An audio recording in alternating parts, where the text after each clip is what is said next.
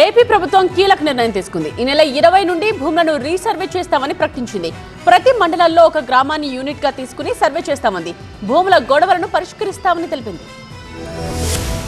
YCP ప్రభుత్వం భూ survey చేసి ప్రజల మధ్య గొడవలు పెట్టిందన్నారు రెవెన్యూ శాఖ మంత్రి అనగాని సత్యప్రసాద్. ఆ గొడవల వల్ల రాష్ట్రంలో ప్రశాంతత లేకుండా పోయిందన్నారు. అందుకే భూములను రీసర్వే చేసి సమస్యలను పరిష్కరిస్తామన్నారు. ఈ నెల 20 నుంచి భూ సమస్యలపై రీసర్వే చేస్తామన్నారు.